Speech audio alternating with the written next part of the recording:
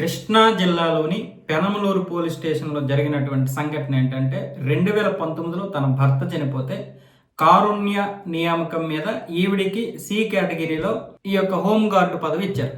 అదే హోంగార్డు ఉద్యోగం ఇచ్చారు. హోంగార్డు ఉద్యోగం ఇస్తే గత 4 సంవత్సరాలుగా పెనమలూరులోనే చేస్తుందట, ఎక్కడ బదిలీ లేకుండా. అయితే ఈవిడ చెప్తున్నటువంటి ఇదేంటంటే ఈవిడ మీద ఇప్పుడు సస్పెన్స్ పెట్టారు. ఈవిడ యొక్క ఉద్యోగాన్ని సస్పెండ్ చేశారు. ఎందుకు అంటే వాళ్ళు చెప్పినట్లుగా నేను వినలేదు, ఉన్నతాధికారుల ఇళ్లలో నేను ఊడిగం చేయాలంట, వాళ్ళ ఇంటి పనులు చేయాలంట, అలా చెయ్యలేదు, వాళ్ళని ప్రశ్నించినందుకు నాకేమొచ్చేసి ఇప్పుడు సస్పెన్స్ ఇచ్చారు గిఫ్ట్గా అని చెప్తే, ఇప్పుడు కృష్ణా జిల్లా ఎస్పీ కార్యాలయం నుంచి కూడా మరొక ప్రకటన వచ్చింది. మేము అలాగేమీ చేయలేదు, ఎవరూ కూడా ఉన్నతాధికారి ఇళ్లలో పనిచేయాలని చెప్పలేదు, ఆవిడికి నచ్చిన చోట ఉద్యోగం ఇవ్వాలని కోరుతుంది, పైగా ఆవిడ పెద్దగా విధులకు కూడా రావడం లేదు, ట్రైనింగ్కి రామ్మా నువ్వు అని చెప్తే ఆవిడ రావడం లేదు, ఏదైతే కానిస్టేబుల్ ఉద్యోగం ఉందో దానికి ట్రైనింగ్ ఉంటుంది, ఆ ట్రైనింగ్కి రమ్మంటే ఈవిడ రావట్లేదు అని చెప్తున్నారు. వాస్తవంగా ఇలాంటి వాళ్ళకి ఏ విధంగా ఉద్యోగాలు ఇస్తారంటే టైలరింగు, శానిటైజేషను ఇలాంటి ఉద్యోగాలు ఇస్తుంటారనమాట. ఇలాంటి పనులు చెప్తా ఉంటారు. కానీ ఈవిడేం చెప్తుంది, ఉన్నతాధికారులలో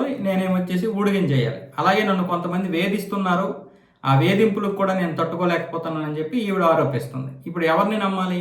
కొంతమంది ఏం చెప్తున్నారంటే ఖచ్చితంగా హోంగార్డులు పోలీసు ఇళ్లల్లో, ఉన్నతాధికారుల ఇళ్లలోకి ఊడిగం చేయడానికే చాలామంది పనిచేస్తున్నారు అని చెప్పి కొంతమంది అయితే చెప్తున్నారు. అది వాస్తవమే, కొంతమంది ఊడిగం చేయించుకుంటున్నారు అని చెప్తున్నారు. మరి దీని మీద అయితే ఎంక్వైరీ చేయాలి. ఎంక్వైరీ చేసిన తర్వాత ఎవరైతే నిజంగానే ఈవిడ్ని ఊడిగం చేయడానికి, వాళ్ళ ఇంటి పనుల కోసం వ్యక్తిగతంగా వాడుకుంటే ఖచ్చితంగా వాళ్ళ మీద యాక్షన్ తీసుకోవాలి.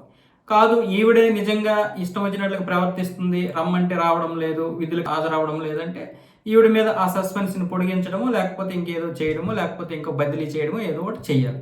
ఉద్యోగం అయితే తీయకుండా ఉండాలి. ఆవిడ భర్త చనిపోయి తన కుటుంబాన్ని పోషించుకుంటుంది కాబట్టి తప్పైనా సరే ఒప్పైనా సరే ఆవిడనైతే ఉద్యోగం నుండి తీయరు. కాకపోతే ఇక్కడ ఉన్నతాధికారుల విషయంలో మాత్రం ఖచ్చితంగా యాక్షన్ తీసుకోవాలి. కానీ నిజాలు బయటికి రానిస్తారా?